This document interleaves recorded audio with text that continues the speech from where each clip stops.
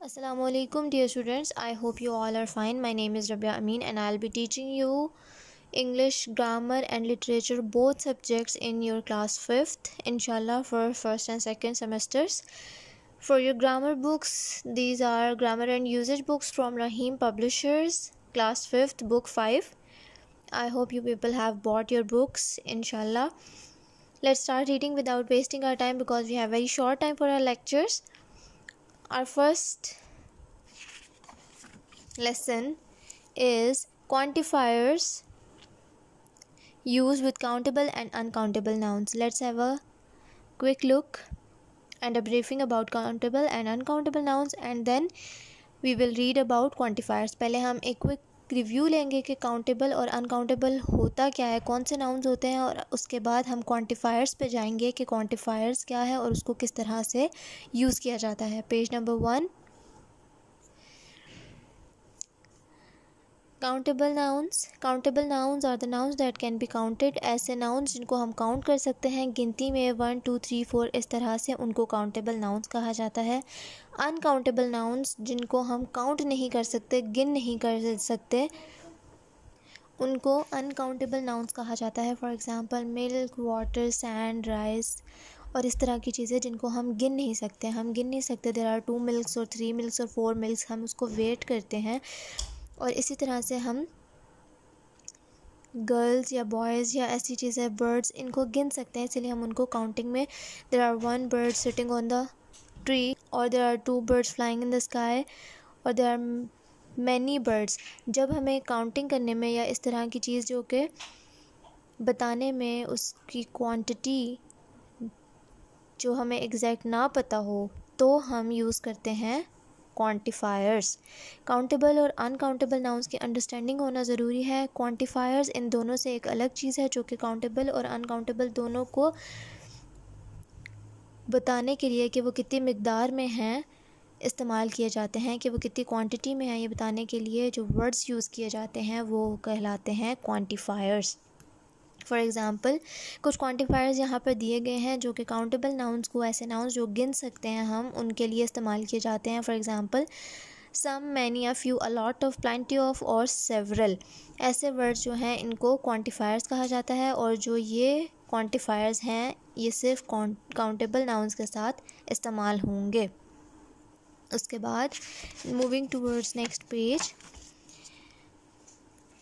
Singular countable nouns. अब countable nouns में single आके हैं. Single countable nouns very clear कि उनके साथ आ यूज़ किया जाता है, जो कि वॉवल्स होंगे उनके साथ एन यूज़ किया जाता है. बाकी वॉवल्स के अलावा जो ए टू जी वर्ड्स आते हैं उनको कॉन्सोनेंट्स कहा जाता है. कॉन्सोनेंट्स अगर सिंगुलर कोई भी नाउन है और वो स्टार्ट किसी कॉन्सोनेंट से हो रहा है तो उसके पहले आ यूज़ किया जाता है, और अगर वो किसी वोवल साउंड से स्टार्ट हो रहा है तो उसके साथ एन यूज़ किया जाता है. For example a mobile phone, क्योंकि एम कॉन्सोनेंट है इसीलिए आ यूज़ हुआ. An aeroplane, A vowel sound है इसीलिए उसके साथ एन यूज़ किया गया है. Certain quantifiers are use with uncountable nouns. बहुत सारे क्वांटिफायर जो हैं वो अनकाउंटेबल नाउन्स के साथ भी यूज़ किए जाते हैं. हमने सिर्फ ध्यान रखना होता है कि आया ये उसके साथ ठीक लगेगा या नहीं. Would you like some juice, क्या आप कुछ शरबत पीना पसंद करेंगे. अगर हम यहाँ पर लिखें would you like many juice, that would be wrong. इसीलिए जो क्वांटिफायर्स हैं वो हमने याद करने हैं, याद रखने हैं कि काउंटेबल और अनकाउंटेबल के साथ कौन से लगाना अप्रोप्रिएट होगा. यहाँ पर आपको एक पूरी लिस्ट दी गई है पेज नंबर 3 पे, जहाँ पर बताया गया है कि कुछ वर्ड्स जो हैं वो इस तरह से इस्तेमाल हो सकते हैं. A glass, a ball, a bucket, of, so on with uncountable nouns.